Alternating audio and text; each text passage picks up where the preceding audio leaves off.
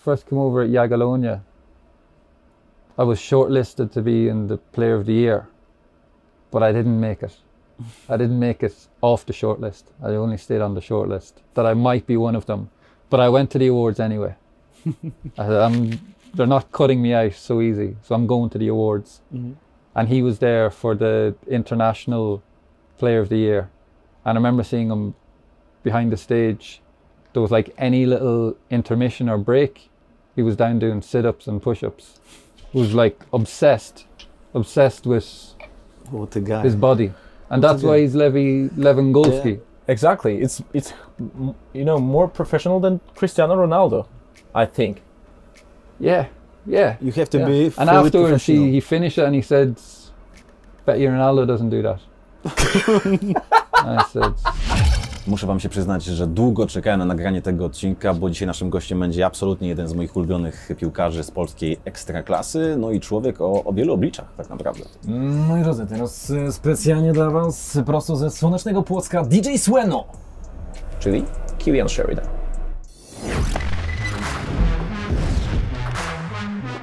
We can start. So, our guest is the most colorful, the most original player in history of Polish Ekstraklasa. You agree? Totally agree. Agree. You know about it? pretty high praise. I don't know. I've come across a few characters here, so I'll take it. If you want to say that, I'll take it. Yeah, for sure. For us, for sure. And I guess how you feel in the Polish dressing room, because many Polish players claims that Polish dressing room is something different than abroad. Are you agree, or they think that because they are Polish? More togetherness. Yeah. I'd say. So you feel it? I would. Yeah, I would. It wouldn't have been something I'd say like straight away, but you've pointed it out, I can see that. Like if I compared it to where I've been in Bulgaria, it wouldn't have been that kind of like team ethos or like the team effort. And then I think it's more. I think it helps more when the team is like that on the pitch when they're playing. I think it's more important here, whereas like the other countries, it'd be a little bit more slower paced and more technical. Whereas here it's like more physical, tough, and when you've got all that togetherness, like you want to run for someone else. That's probably why I'd say it is the way it is. On that chair was sitting also Celtic former player Łukasz Załuska. And Magic also. Magic also, yeah. And he told us... so I'm the hat-trick. Yeah. Yep. Okay. But he told us that in Celtic dressing room, the most important moment of the year was a Christmas party. Do you remember your outfit? My outfit, someone bought me a priest's collar. Okay. But like it didn't stand out amongst like what other people were wearing. So I got off lightly. But that was the one I remember, because I would have been maybe 18 or 19 on the first Christmas party I went to with the first team. And I remember at the end of the night, Artur Boruc was taking me back to the hotel. Really? Yeah, I think he saw me kind of struggling a bit. And like, come on, home, put me to bed. We wondering about your experience with Giovanni Trapattoni, because this is a guy who is, you know, is a legendary manager in the history of football, and it's true that he tried to call you, but he couldn't reach you. Yeah, he got my voicemail. What's the story about it? I don't know if it was a thing in Poland, but there was a time when it was like funny to have your voicemail. It was the same. Yeah. The voicemail, hello, and then trying to pretending that you're there, and then people are phoning up and being like, hello, can't hear you, what? And they start getting annoyed. So I had this, and sometimes I'd forget that I had it. But he was furious? No, I don't know. He didn't know what was happening. Okay. And because he doesn't really have a lot of English, he was like very basic English. And then on the voicemail, I could just hear it like, hello, Kilian, hello, and then like muttering something in Italian to whoever, like he's not answering, or hello, Cazzo, and it was like, it was about a minute and a half long. Minute and a half? Yeah. You have this record on your phone or not? No, it's gone. It's long time. It was God, it's like 10 years ago maybe. Was really tough as a coach? I just remember him being real meticulous on, like we could spend a whole training session on throw-ins, could be an hour Typical on Italian. throw-ins, yeah. And if, I remember when I first went, one of the guys, Darren O'Dea, who was at Celtic, said the way to impress him is to like, whatever he says, do it to like, no matter how boring it might be, do it to the best that you can. And I think that's kind of why he liked me and he took me in. Ziggy Gordon, your former colleague from Jagiellonia, was a little bit surprised by Michał Probierz and his tactical knowledge. Yeah, I remember hearing it and thinking, what's he saying? Yeah, no, he has his different ways of doing things. I'm sure it's like well known in Poland how Probierz works. Nearly every player that plays for him, he gets the best out of them. If there's ways to do it, then you do whatever you need to do to get that result, no? Are you able to do McGiddy spin? You know what McGiddy spin is? Yeah. Maybe when I was younger. We have a ball here if you want to try. If you want to try. I'm not going to embarrass myself. But Aiden was the most skillful guy that you have seen in the pitch? Yeah, easy. Head and shoulders. Yeah, like Really? For sure. in training he done things that I remember I can't remember, it might have been like around the Ronaldinho era when he'd be doing tricks or whatever and then you'd just be joking around and trying them yourself. And I remember like trying some of these flicks or skills, never with the intention of doing it in a game because I know my limits and I'm not a winger, I don't really need that. And I remember like trying to do one slowly, like with it, like gradually trying to get it. And then eventually was able to do it. And then I saw him do it in training, like full speed, sprinting, and then scored a goal straight after it. And then came back again and done something similar. And I was just like, that's a different level. Yeah. I think it might have been the same year when he won the Player of the Year. He won the Scottish Player of the Year and Young Player of the Year. And he was like, it would have been when he was doing that spin all the time. Yeah. We met on the pitch also some big names, some big stars. For example, Cristiano Ronaldo, yep. Ronaldo, yeah, when I was at Celtic. You were asking him for a t-shirt? For a jersey. Yeah. For a jersey? Yeah, it was my first ever It was disappointed. request to swap jerseys. And Now I heard that you've asked also Gerard Piqué. Piqué, Yeah, it was Similar. 2 shots, yeah? yeah, similar outcome. But No jersey. But Ronaldo, I didn't really hear what he said. I didn't hear what he said. I just know he didn't say, yeah, sure, no problem. He said something like, I think he pointed to the field as if I've already maybe he was pretending that promised to give one. he can't understand English. But there was some players in that team that would come away with 2 jerseys. Okay. Like, yeah, half time might say to a player, swap jersey. Like you might go to Rooney at half time. I don't want to say his name. But he might go to Rooney at half time. And then at full time he'd have another player. Okay. And he'd come away with like the 2 best jerseys. Whoa. And then me there trying to get, it was like my first Champions League start, trying to get something good from it. But Piqué, what did he say? Piqué said, it was funny because it was like almost a carbon copy. It was, Piqué said, I think I asked him in the tunnel as well. Yeah. And he said something similar, or maybe he said, yeah, okay, or... Again, I didn't get it. That was the same Sí, outcome claro, of not- amigo, no hay Yeah. problema. Yeah. So And they're both of them are on my enemy list now. So, and after that you've decided to give Not up? to ask, yeah? yeah, no. Unless someone asks me. Making up stories, yeah? You're quite a good and we think that the good opportunity to ask you about making up story about, for example, Robert Lewandowski, because he's the most popular footballer in Poland. Yeah. And it could help this video to become more popular. Levy goal. Levy goal. I've often thought of doing one with him. Yeah, because I had like, it was a good opportunity if I'm in Poland. I never done one about him, no? No, that's why that's why we are asking about it. Take some time.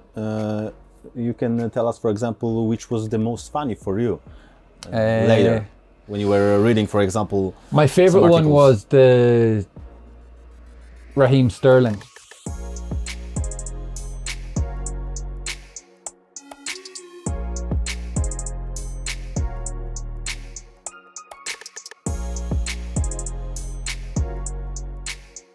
so good. Where like one guy was saying, what was he doing there? Like, why would he be on a plane going to Dublin? I said, oh, I think he had at an Adidas event. And then I think he said something like, does he not wear Nike or some like questions that I'd know. And then it was the perfect ending where I said, I don't know, I've never met the guy. What are you talking about? It just worked. It worked so good. Not only on your account, but also an account. 2011, you became very popular on Twitter. Of Wayne Rooney. What a beautiful image. Yeah. I think you look like a Polish player from 80s or something like that. Yeah, that was the look I was going for. Marian Noszka. Marian Noszka. Yeah, that was the look I was going for. And Wayne Rooney tweeted about this. Yeah. Why? He compared you to Joey Barton. Yeah. He said I was like Joey Barton with a mustache. Yeah. And I think it was like the morning or the afternoon before we had the game. Okay.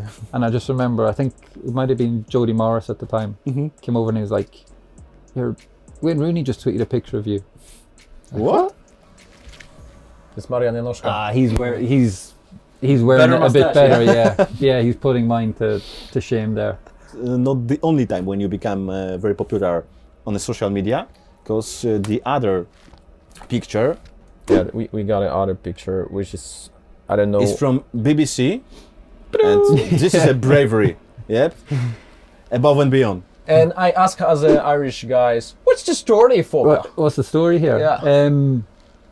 Red Christmas jumper. So it's like the Scottish match of the day. It's the sports scene. You look over the weekend games, and I was like 20, 21. Like I don't know what. You were in Celtic. Yeah. No, I was on loan. On Kilmarnock, or I was at Celtic, but I was on loan to St Johnstone. St Johnstone, okay. Or maybe I was on loan there from Bulgaria. Either way, it was when I was at St Johnstone. And I remember saying to the lads, like, I'm doing sports scene tonight, and one of them goes, please wear that Christmas jumper. It'll be amazing. And I was like, okay. I didn't think of it as anything too crazy. But I arrived there with... No, sorry, I started to think, oh, maybe they won't let me wear it. So I'll go, like, I wore a Dickie bow then instead. Okay. Like, something a little quirky, but nothing too crazy. And I brought the jumper and put it in a bag. And I was like, do you think I could wear this? And I said, yeah, sure, why not? It's Christmas time, okay. And I don't think they realised that it's a kind of joke, yeah? That how popular it was going to be, because it was at the time of Blackberries. Okay. And I had my phone in my pocket, and so as it's going live, yeah, everyone's watching it and being like, "What the fuck?" Like, everyone's texting me, and my phone. I didn't realize it was one of these that it could flip between silent and loud. Well, like just by pressing one button, so it was on loud, and my phone kept pinging that BBM ping. Yeah. And I just kept hearing like bing, bing, bing, bing, bing, and then it went to a break, or they were like putting up clips. So we weren't talking or anything or on camera, and the producer or director or whatever, she came over and was like, "Do you have your phone on?" Like she was proper angry. "Do you have your phone on?" I thought, "Oh, sorry, yeah, I thought it was on silent." "Well, put it on silent." So when I put it on silent, same thing happens. I've put it on loud by accident. And then we come back and it starts happening again. Just messages start coming in, my phone's going off. And then she came out the next time, same thing, comes to another break and she comes out again. She's like, "Give me that fucking phone, give me that phone." And she took it off me. Like I went to that, I was 21. Like what 21-year-old is going to go and be able to analyse football really good? I arrived there and I said to them, "Look, I'm not really very good about talking about football," so I could just see them kind of like, "Oh no, like what have we done here?" And I was terrible. They were like asking me questions and I was just like, yeah, I don't know, like terrible. I wouldn't give answers to anything or like give an opinion or nothing. You were on Twitter account of Wayne Rooney, and you are the guy who had some relationship with Rio Ferdinand as well, yeah? You know, you know with Rio very well. It's like I can't say you are friends, but the colleagues or because Jody Morris, who I played with at St Johnston, who was work with Frank Lampard. Yeah, his assistant, and so we were quite good friends. And Jody was very close with Rio, and we went to. Then I was in a group. It was a BBM group at the time. Okay. Like a WhatsApp group. Okay. And went on holiday to his house in Portugal. And then just kind of have been friendly with him since.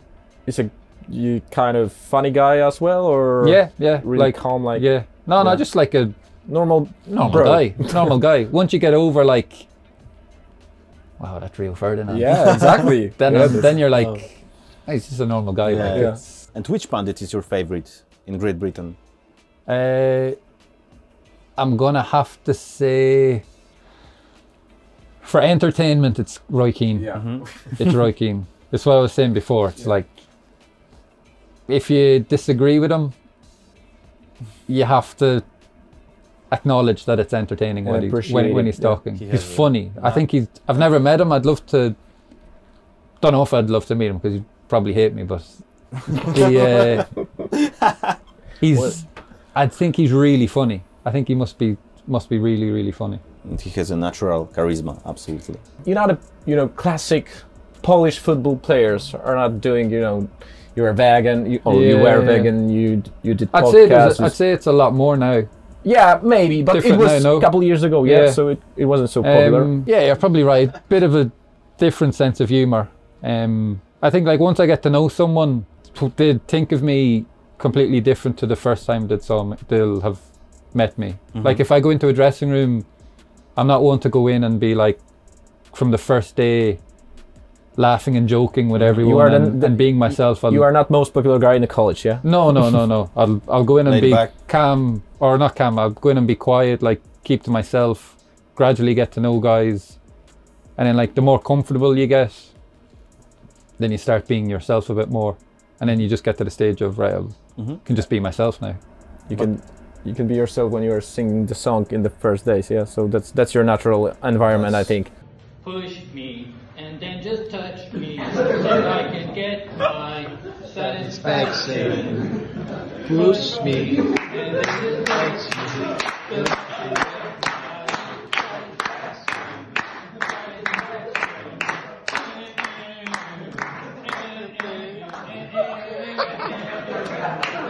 Absolutely great stuff. That's like, I don't mind that at all. Like I can laugh at myself pretty easily, so I don't really get too embarrassed. So for me, like that, getting up and singing, I know I'm a bad singer, so there's nothing. It's not about it. It's not about. The worst is if someone's good at singing, and then they start singing. I get so awkward. If someone's in front of me singing, it's so awkward. And which performances of yours was the best in your opinion? My best performance Satisfaction, is one Benny Benassi, or? That isn't on camera. Isn't on camera. What it was that? When I was at the Ireland squad. And so when you come into the Irish squad, your first time with the squad, you have to sing a song in front of the whole team. And staff. Giovanni Trapattoni as well. Yeah. So it's after dinner, get up on the chair in front of everyone. And the whole time I was thinking, I need to do something different. I need to make my mark on it. And like at the table, it was like kind of some younger guys and fellas I knew. And they were saying, do this. I think you should get up and just make up a rap and sing this song. So then I was like, no, I think I know what I'm going to do. And I didn't tell them what I was going to do. So I got up and sang Blue, Eiffel 65. Blue. Yeah, so I got, listen up, here's the story. So from the beginning until the chorus, and then it goes, 'cause he ain't got nobody to listen. And then I went, remix. I knew, da-da-dee-da-da-da. And everyone loved it. And I'm convinced Okay. That got me. That got me my 3 caps. But what is actually we are wondering? What is your playlist now, for example? Because I quite like dance music now. The dance music. Dance music. Dance. Dance. Yeah. Like, but dance like popular dance music or dance in a clubs or. I'm quite snobby like that. Where if a song gets good, I'm kind of like, if everyone else likes it. Okay. Yeah, we totally understand it. It's not a good thing. Yeah. It could be too mainstream. I try not to do it, but it's hard. It's hard not to. You are some kind of hipster also in that aspect. Yeah, I think so. I guess. For sure. Or you're trying to be. Or I don't know. I'm trying not to be, but I think. Yeah, exactly. I have to admit that. Yeah, I am. So what about the story of DJ Sueno? Because it was our favorite character of Killian Sheridan. Like DJ Sueño or Sueno, I don't know. DJ Sueno. Because Sueño is in Spanish like dream. Dream, yeah. You know? Yeah, Exactly. Sueño is the dream in Spanish. It's a much simpler reason. Yeah. Because the hotel. Yes, it's Sueño. Sueno Hotel. Sueno Hotel. In Turkey, yep? Yeah. Okay. It started with a show just in front of Agvidas Novikovas, yep? Yeah. It was. It would have been. Yeah, it would have been after a training, getting ready to go down for lunch maybe. Sun was shining, felt good. The songs were flowing. Yeah. Good vibes, yeah. It was good mood. Just had a good training.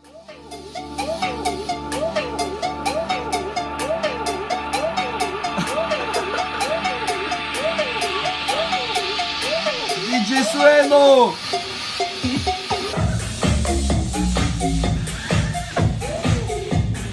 Give me your hands! Give me your hands! DJ Sueno! DJ Sueno! DJ Sueno, this will hurt.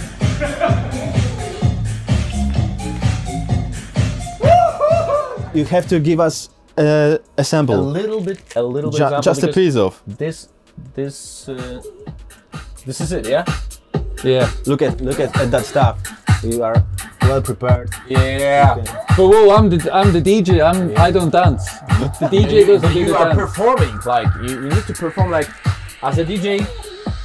We are like Guillermo and Dagvi in the dressing room. You know, like Polish DJs have all Polish DJs have the same voice, like moi drodzy, teraz specjalnie dla was Killian Sheridan. The lads Like here love some. yeah.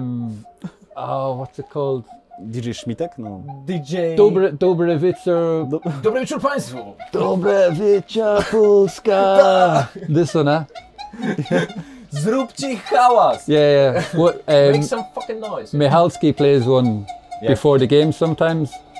He'll put on a kind of a radio set, and every 45 seconds you just hear the Polish DJ talking over something. So before the game he'll put this on. Oh, okay. And it's a set, yeah? Yeah, and then Angel doesn't really like it, so he'll go up and change the music and put on his own kind of rave. But you are not a DJ at the dressing room. You are not allowed to put your music on.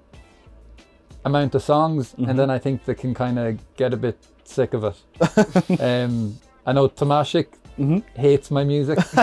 Hates it. As soon as I play 2-3 songs, I just hear, oh, Sherry, kurwa, Sherry. Co to jest? Give me. And what he put He's putting on. Like disco polo or Yeah. No. hip hop. No, like these kind of songs. These With a Bania. Banią Cygana. This one, yeah. Bania. Yeah.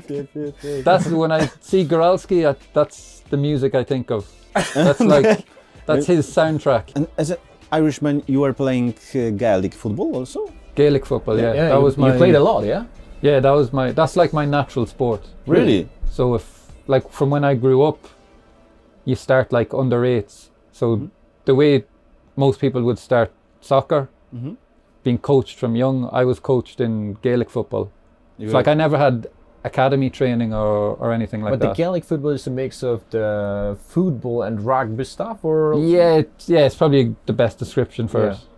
But it's only played in Ireland. Yeah, And and it's really amateur. popular in Ireland. Yeah, it's probably the #1 sport. Yeah. Seamus Coleman was playing also, yeah? Yeah, he was. I think he was supposed to be pretty good at it. Yeah, but Who else? Shane Long, the striker. He yeah, played, yes. but he played hurling with the stick. Okay. okay, that's Whoa. That's a crazy game. what's the name of the game? Hurling. Ah, curling. Okay, Hurling. I know, Hurling. hurling. Yeah, you play with a wooden stick, Okay. and like What are you doing with that Like, stick? with like a baseball or kind of like a baseball, yeah. And it's got like a small little ball. It's called a sliotar, okay. and it's hard. It's like if you get hit, if you got hit by that on the head, it's So what was your position in Gaelic football? It's like similar, like striker or no. No. I was never a defender. I would have either been midfield or forward. Or forward. Okay. Yeah.